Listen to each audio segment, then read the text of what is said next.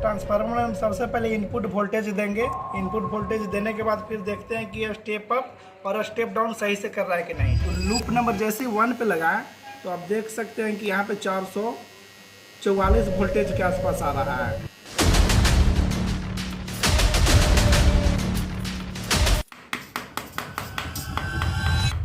नमस्कार दोस्तों, पिछले वीडियो में हमने 5 kVA ऑटोमेटिक वोल्टेज स्टेबलाइजर की ट्रांसफार्मर वाइंडिंग करना आपको सिखाए थे, जो कि यहाँ पे है। अगर आप नहीं देखें तो आप उस वीडियो को देख लीजिएगा। इसका लिंक मैं डिस्क्रिप्शन बॉक्स में दे दिया हूँ, इसकी वाइंडिंग कैसे किया जाता है।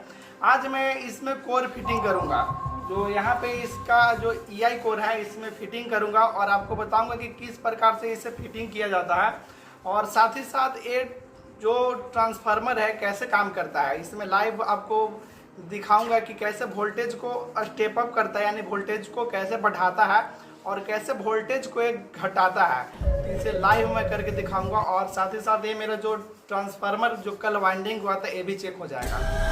तो दोस्तों यहाँ पे है EI कोर रखा हुआ है, C6 8 नंबर कोर है, इसी का यूज करेंगे। इधर भी E शेप वाला कोर रखा हुआ है और I शेप वाला यहाँ पे है। इसका नट बोल्ट और क्लैंप है। तो इसे सबसे पहले कुछ इस तरह से इसे रख लेना है।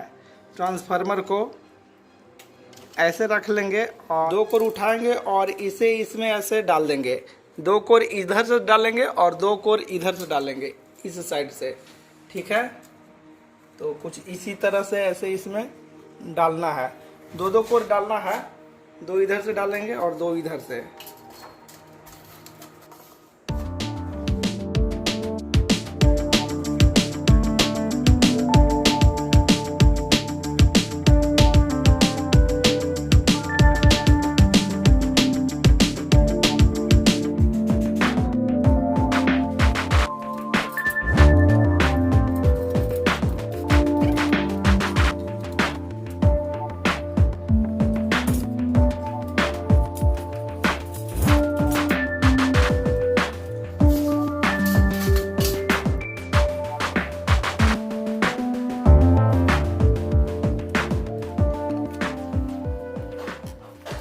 अब कोर जो है यहाँ पे टाइट जाने लगा है। अब ऐसे हम नहीं डाल सकते, तो ट्रांसफार्मर को सीधा कर लेना है। और पहले ऊंच नीच है, इसे पहले बराबर कर लेंगे। जो ऊपर नीचे जो कोर है इसे बराबर करना होगा। तो इसे आप यूज कीजिएगा, लकड़ी का हथौड़ी अच्छा रहेगा। तो अब बीच में डालेंगे। ये जो कोर आपको दिख रहा है इसको बीच में हम डालेंगे। जो डबल कोर का लेयर है इसका बीच में हम ऐसे करके ऐसे इसको सब एक एक करके घुसाना होगा, तब जाकर एक टाइट आएगा। तो कुछ कोर को हम इस साइड से ठोक लेते हैं और कुछ कोर को हम पीछे वाला साइड से ठोक लेंगे। तो इसका लूप को हम सीधा कर देते हैं। और अब कुछ ज़्यादा वजन हो गया है, थोड़ा अच्छा से हैंडल करना पड़ता, नहीं तो हाथ भी कटने का चांस रहता है कोर से। तो अब कुछ इधर से ठोकेंगे। तो अभी ज़्यादा नहीं बचा हुआ है, कुछ इतना ही कोर मेरे पास बचा हुआ है। ध्यान देना पड़ता है कि जो कोर है कहीं वाइंडिंग को टच नहीं कर रहा हो, नहीं तो वाइंडिंग आपका कट जाएगा। तो इस चीज़ का ध्यान देना पड़ता है।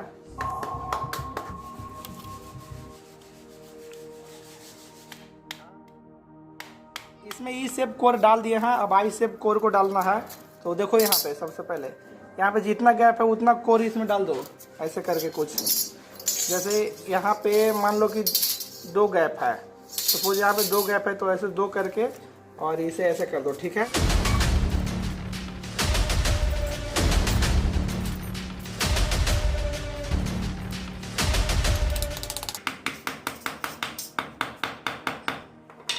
इस साइड भी इसी तरह आपको डाल देना है I कोर को।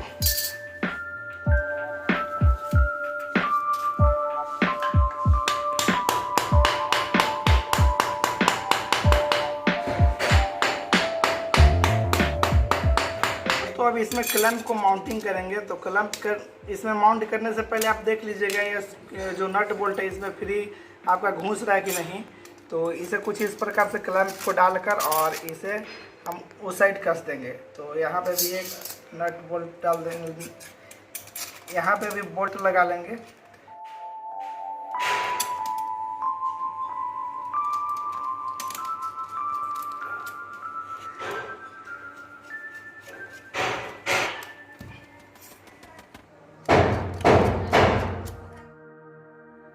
इस ट्रांसफार्मर को फुल टाइट कर देना है। अगर टाइट नहीं रहेगा तो इसमें से आवाज़ आएगा, आपका ट्रांसफार्मर आवाज़ करेगा, तो इसीलिए फुल टाइट आपको कर देना है।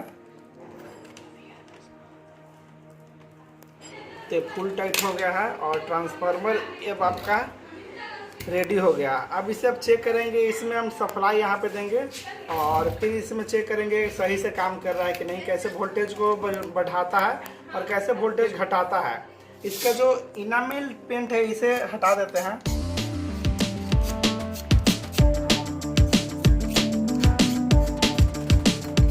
दोस्तों अभी हम चेक करेंगे ट्रांसफार्मर को। ट्रांसफार्मर में हम सबसे पहले इनपुट वोल्टेज देंगे। इनपुट वोल्टेज देने के बाद फिर देखते हैं कि यह स्टेप अप और स्टेप डाउन सही से कर रहा है कि नहीं। तो इसे इनपुट देने के लिए हम फेज और न्यूट्रल का यूज करेंगे। तो यहाँ पे इसका कॉमन में हम न्यूट्रल वायर को लगा देंगे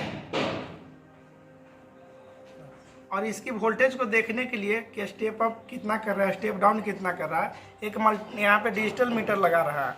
तो ये जो मीटर का न्यूट्रल वायर है हमें यहाँ पे कॉमन पे कनेक्ट कर देंगे, क्योंकि इसका इनपुट और आउटपुट दोनों का कॉमन सेम रहेगा न्यूट्रल के लिए। तो अब इसमें पावर को अब चालू कर देता हूँ।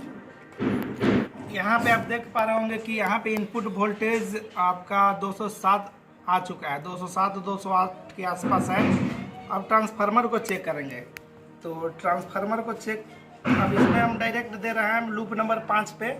लूप नंबर 5 पे यहाँ पे हम सप्लाई दे रहे हैं। तो आप देख रहे हैं ट्रांसफार्मर में करंट जा रहा है और थोड़ा सा हार्मिंग आ रहा था ट्रांसफार्मर में और अभी बंद हो गया। तो सबसे पहले इसकी करंट दिखा दे रहा है कि ये जो ट्रांसफार्मर है कितनी करंट ले रहा है। तो यहाँ पे क्लैंप मीटर आप यहाँ पे देखिए लगा दिए हैं और क्लैंप मीटर में आप 0 आ रहा है, क्योंकि इसका यहाँ पे कॉमन और यहाँ पे हमने लूप नंबर 5 पे लगाया है, तो इसका कुछ भी एम्पियर शो नहीं कर रहा है। और जैसे ही हम इसको अब लगाएंगे लूप नंबर 1 पे तो इसका जो एम्पियर है वो शो करने लगेगा। आप देख पा रहे होंगे कि यहाँ पे 1 एम्पियर के आसपास इसका करंट आ रहा है, यानी कि 1 एम्पियर ट्रांसफार्मर पावर ले रहा है। तो अब हम देखते हैं कि ये वोल्टेज को स्टेप अप कैसे करता है। तो सबसे पहले अब हम इसे यहाँ पे लगा देते हैं। लूप नंबर 5 पे लोड को लगा दिए। लोड में मेरा मीटर कनेक्ट है जो आउटपुट वोल्टेज को बताएगा। तो दोस्तों अब आपको बताते हैं कि वोल्टेज को स्टेप अप कैसे करता है। तो इसका स्टेप अप करने का एक चीज़ है कि इसमें इसका जो प्राइमरी टर्न है वो कम होना चाहिए। तो प्राइमरी टर्न को अब कम करते हैं। तो प्राइमरी टर्न्स को जैसे नंबर ऑफ प्राइमरी टर्न्स को कम करेंगे तो यहाँ पे सेकेंडरी में वोल्टेज ज़्यादा आएगा। तो अभी 207 वोल्ट है और जैसे जैसे हम कम करेंगे, यानी कि अभी लूप नंबर 5 पे है तो 4 पे करेंगे तो वोल्टेज और ज़्यादा आना चाहिए। तो इनपुट वोल्टेज अभी आप देख रहे हैं इसमें जो वोल्टेज शो किया 213 किया। अब लूप नंबर यहाँ पे 3 पे लगाएंगे तो वोल्टेज और बढ़ना चाहिए वहाँ पे। आप देख सकते हैं 248 वोल्टेज आ गया है। अब लूप नंबर 2 पे लगा रहा है तो 2 पे जैसे लगाएंगे तो और वोल्टेज बढ़ना चाहिए, तो 301 हो गया। अगर हम लूप नंबर 1 पे इसे लगाते हैं, यानी जैसे अब यहाँ पे पूरा का पूरा जो प्राइमरी जो वाइंडिंग है, जो प्राइमरी टर्न है यहाँ पे पूरा घट जाएगा। तो लूप नंबर जैसे 1 पे लगाएं तो आप देख सकते हैं कि यहाँ पे 444 वोल्टेज के आसपास आ रहा है। यानी यहाँ लूप नंबर 5 से जो करंट आउटपुट जो करेगा वोल्टेज वो हाई करंट और हाई वोल्टेज आउटपुट करेगा आपका लूप नंबर 5 पे, क्योंकि यहाँ पे primary side number of turns कम गया तो सेकेंडरी साइड वोल्टेज को ये बढ़ा दिया। अब सेम प्रोसेस इसका उल्टा होता है। अगर हम लोग प्राइमरी में नंबर ऑफ टर्न्स को बढ़ाएंगे तो वोल्टेज सेकेंडरी में घट जाएगा। तो इसे सेम हम अब इसे उल्टा कर दे रहा है। तो अब लोड हम लगा दे रहा है लूप नंबर 1 के साथ में, ये लोड लगा दिए हैं। अब जैसे जैसे हम यहाँ पे ये साइड बढ़ाएंगे नंबर ऑफ टर्न्स को तो उसका वोल्टेज घटना चाहिए। तो अभी हम आपको यहाँ पे चेक करवाते हैं। तो यहाँ पे लगाएं तो आप देखिए कि ये वोल्टेज जितना आ रहा होगा उतना शो कर रहा है। 205 आ रहा है तो 205 शो कर रहा है। अब नंबर ऑफ टर्न्स को बढ़ाते हैं तो लूप नंबर 1 से अब दूसरा पे लगाते हैं तो वोल्टेज घटना चाहिए। तो यहाँ पे 144 आया। 144 के बाद लूप नंबर यहाँ पे 3 में लगा रहा है तो 3 में और घटेगा।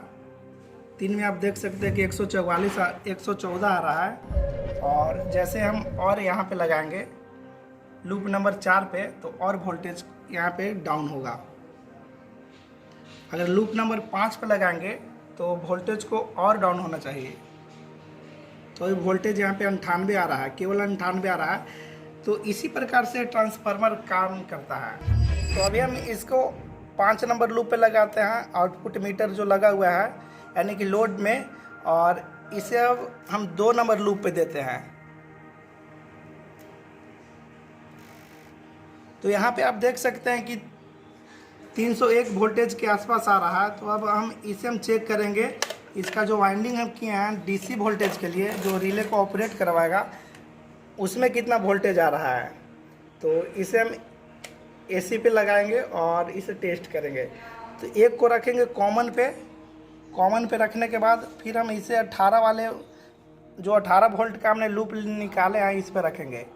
तो यहाँ पे आप देख सकते हैं कि 18 वोल्ट मेरा परफेक्ट आ रहा है। ठीक है, अब इसी तरीके से अब हम यहाँ 24 वोल्ट वाले लूप पे लगाएंगे। तो यहाँ पे 24 वोल्टेज के आसपास आना चाहिए। तो यहाँ पे ठीक है, 22 हम वाइंडिंग किए थे, 22 मेरा आ रहा है, 22 वोल्ट आ रहा है। ठीक है, अब यहाँ से यहाँ अब कॉमन को अगर हम छोड़ देंगे, कॉमन पॉइंट को छोड़कर फर्स्ट और एंड पे चेक करेंगे तो यहाँ पे वोल्टेज ज़्यादा हो जाएगा।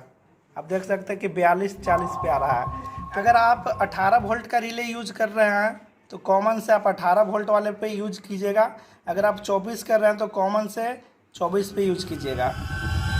तो दोस्तों अभी आपने देखी कि किस प्रकार से ट्रांसफार्मर में कोर इंस्टॉल करना है, और कोर डालने के बाद इसको हम लाइव टेस्ट करके दिखाएंगे कैसे वोल्टेज को बढ़ाता है और कैसे घटाता है।